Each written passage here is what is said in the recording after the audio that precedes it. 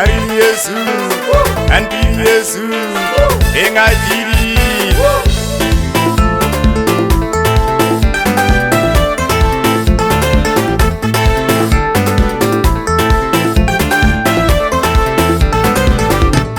Engajiri Yesu, Engajiri Nyalinda, Engajiri Bendanwe. Engajiri Yesu, Engajiri Nyalinda, Engajiri Bendanwe. Engajiri Yesu, Engajiri Nyalinda, Engajiri Bendanwe.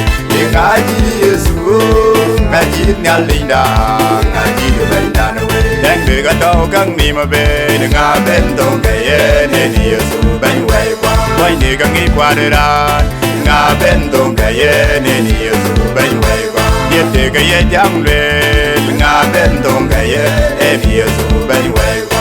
Iganga de kege chi Yesu loyi, iganga de kege bagwe, ndoga chi an famur mundung chal bidate.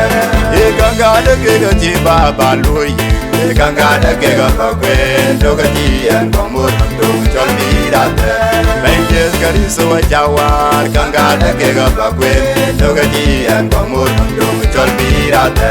Benjes kariso jakun, ganga de kege bagwe, ndoga chi an famur mundung chal bidate.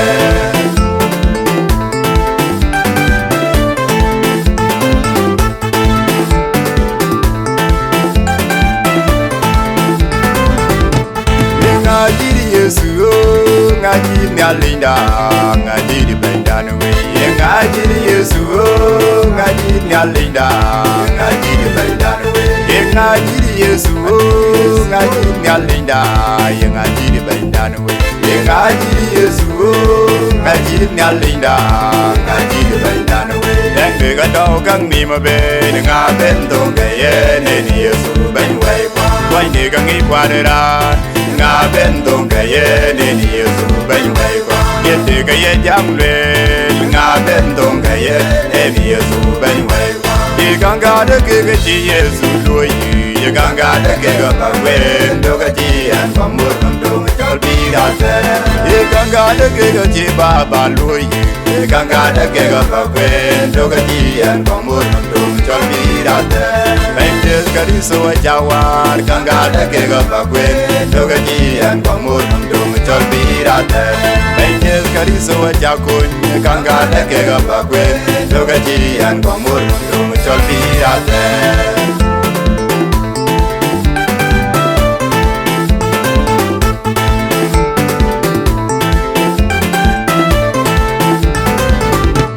Engajiri Yesu, Engajiri Nyalinda, Engajiri Bendanwe. Engajiri Yesu, Engajiri Nyalinda, Engajiri Bendanwe. Engajiri Yesu, Engajiri Nyalinda, Engajiri Bendanwe. Engajiri Yesu, Engajiri Nyalinda, Engajiri Bendanwe. Dengbe gato kang ni mabe, nga bento kaye ni Yesu benwe kwa. Wai ni kang ikwadera, nga bento kaye ni Yesu benwe kwa. Yete kaye jamle, nga bento kaye ni Yesu benwe kwa. Iganga de kege chi Yesu loyi, iganga de kege bagwe, ndoga chi an famur mundung chal bidate. Iganga de kege chi baba loyi, iganga de kege bagwe, ndoga chi an famur mundung chal bidate. Benjes kariso jawar, ganga de kege bagwe, ndoga chi an famur mundung chal bidate. Benjes kariso jakun, ganga de kege bagwe, ndoga chi an famur mundung chal bidate.